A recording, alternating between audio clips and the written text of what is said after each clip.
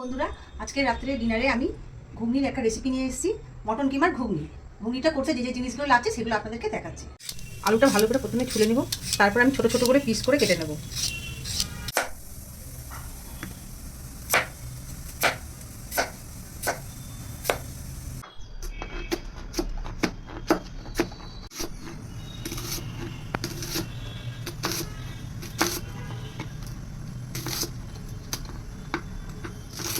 ঘুগনির জন্য আলুগুলো ছোট ছোট করে কেটে নিয়েছি, পেঁয়াজ চপারে কেটে নিয়েছি, রসুন কুচি, আদা কুচি, লঙ্কা কুচি, টমেটো কুচি, গোটা লেবু, মশলা ভাজা মশলাটা গুঁড়ো করে নিয়েছি, মটনের কিমাটা ছোট ছোট করে কেটে নিয়েছি, ধুয়ে লবণ হলুদ মাখানো আছে। এবার আমি প্রেসারে সিটি মেরে নেব। মটন কিমা ঘুগনির জন্য 500 মটন নিয়েছি। মটরটা প্রথমে আমি লবণ হলুদ তেজপাতা দিয়ে ভালো করে সেদ্ধ করে নেব। জিরে, গোটা ধনে, 5টা শুকনো লঙ্কা তাওয়ার মধ্যে দিয়েছি। এটা আমি ভালো করে ভেজে নেব। আলুটা আমি লাল লাল করে ভেজে নেব। আলুটা ভাজা হয়ে গেছে, আলুগুলো সব তুলে নিচ্ছি।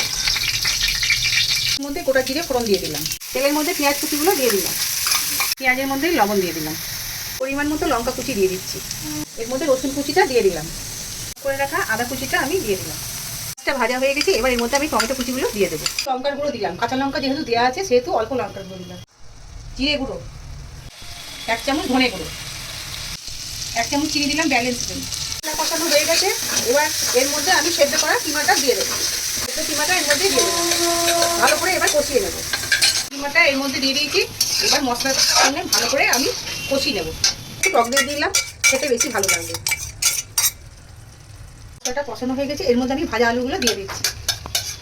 ভালো করে এবার ভেজে নেবো। করা মটরশুঁটিটা এর মধ্যে দিয়ে দিলাম। রান্না হয়ে গেছে, গরম মশলা গুঁড়ো দিয়ে দিলাম। ভাজা মশলাটা এর মধ্যে এবার দিয়ে দিচ্ছি।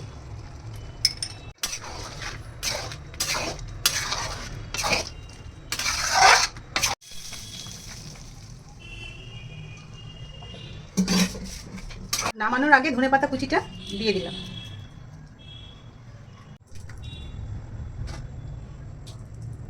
ডিনারে আমরা ঘুগনি আর মাংস কিমা দিয়ে রুটি করেছি।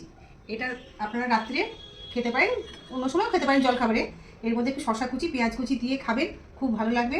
আর একটু লেবুর রস দিয়ে দেবেন। লেবুর রসটা অবশ্যই দেবেন। আর একটু ভাজা মশলা গুঁড়ো ছড়িয়ে দেবেন, খুব ভালো লাগবে খেতে।